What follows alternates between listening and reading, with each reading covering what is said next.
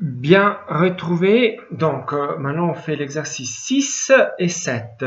Dans l'exercice 6, vous devez calculer la masse d'une mole d'eau. J'espère que vous vous rappelez comment faire. Mais s'il vous plaît, je ne veux pas voir Natal. Hein.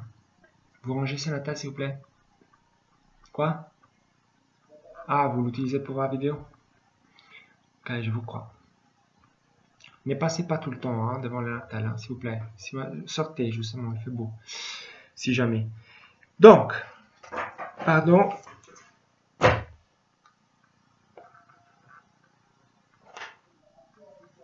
Pardon. Il y avait la brochure qui était en train de partir. Elle veut sortir. Elle aussi, alors, vous devez d'abord calculer la masse d'une mole d'eau.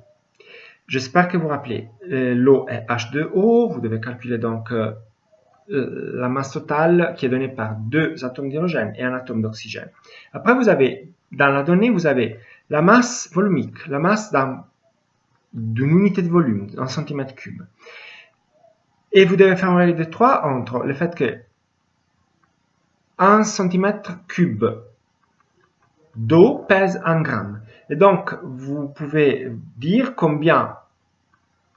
quel volume est occupé par une mole d'eau. Et après, vous faites la même règle de 3, mais pour la glace, qui a une masse volumique différente. Vous voyez que 1 gramme de glace occupe 1,1 cm3. Donc, essayez de mettre tout ça ensemble, après je vous donne la réponse. Pause, réfléchissez, faites pause, et après on se voit. Donc voilà, on reprend. Donc, la solution est la suivante.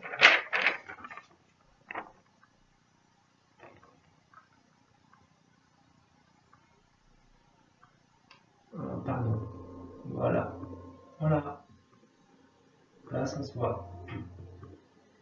Donc, je commente. Vous avez que 1 gramme. Donc, la masse molaire de l'eau, d'abord. Vous avez les 2 fois la masse molaire de l'hydrogène et 1 fois la masse molaire de l'oxygène. Donc, la masse molaire de l'eau vaut 18,016.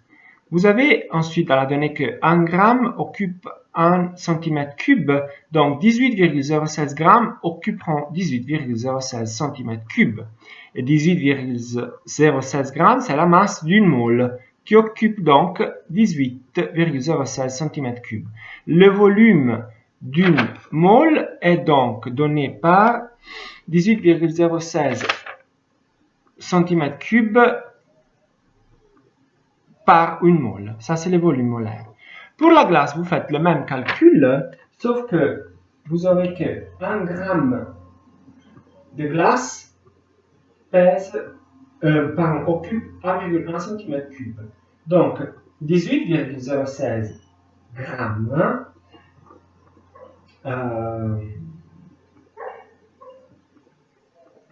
mon chien qui rêve. Voilà. Si vous entendez ce bruit bizarre, c'est juste mon chien qui rêve. Donc, 18. Alors, dans la donnée, vous avez 1, vous avez toujours que. Oh, pardon, je suis vraiment distrait.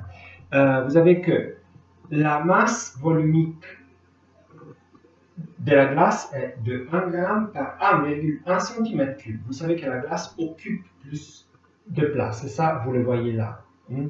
Donc, vous avez qu'une mole qui correspond toujours à 18,016 grammes.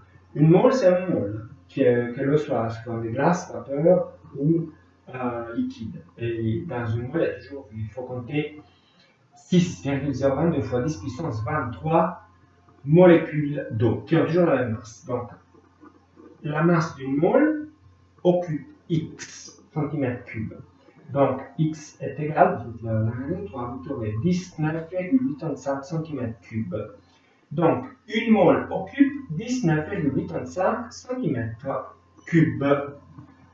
Et donc, non, pardon, 19,85 82, je lisais au contraire. Et donc, là, vous avez que le volume molaire de la glace est de 19,82 cm3 par 1 mole. Si on fait la différence entre le volume de l'eau sous forme de glace et liquide, on trouve 1,1 cm, 1,8 cm3. Et si vous faites les pourcentages de la différence du volume sur le volume molaire de l'eau liquide fois 100, vous avez les pourcentages de combien la glace occupe plus de volume que l'eau. 10%. Et donc, c'est pour ça qu'on explique que les icebergs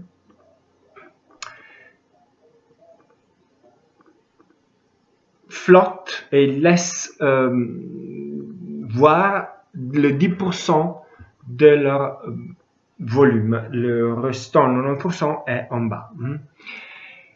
Et après, l'exercice 7.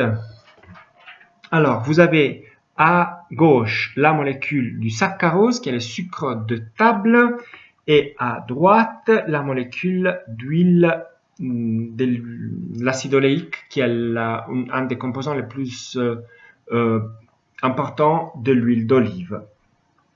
Vous pouvez les voir, s'il vous plaît, voir quelles liaisons peuvent-ils faire, ces deux molécules, me dire s'ils sont polaires ou apolaires, quelle liaison, j'ai refait.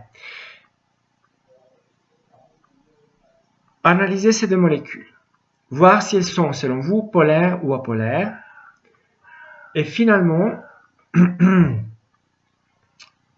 voir donc s'ils peuvent se dissoudre dans l'eau et quelles liaisons intermoléculaires peuvent-elles faire.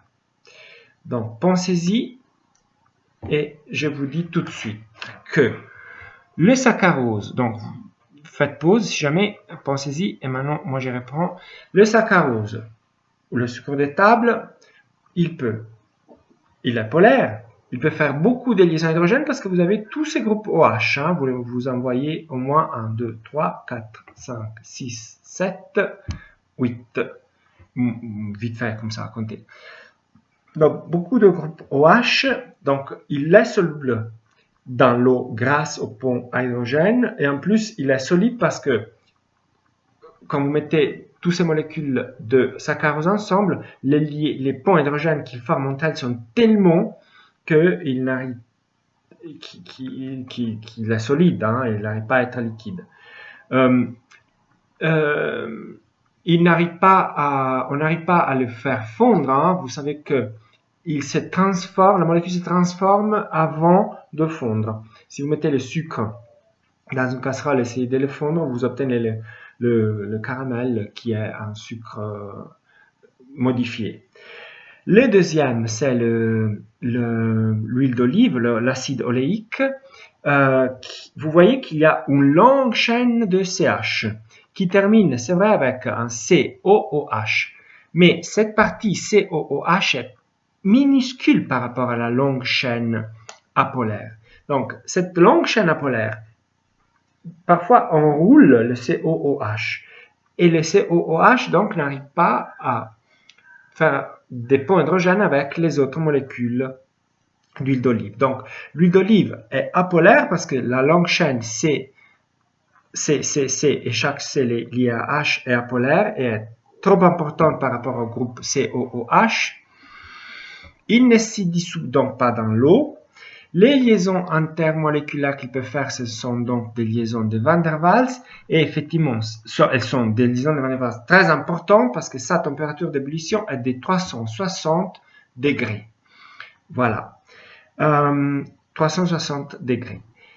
Or, une chose intéressante pour vous, ça serait par exemple, toutes ces substances qu'on vient de voir, vous pouvez mettre sur Google ou Ecosia les formules et vous allez voir les températures d'ébullition de toutes ces substances qu'on vient de voir pour la plupart, les comparer si jamais vous n'avez rien à faire et dire ah oui, le méthanol a une température plus basse de l'éthanol parce qu'il ne peut pas faire autant de liaisons de Van der Waals par exemple que l'éthanol parce qu'il a sa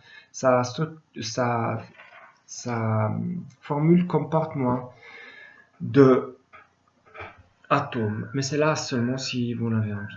Donc, le prochain vidéo sera sur la nomenclature inorganique. D'ici là, bonne journée. Portez-vous bien. Ciao.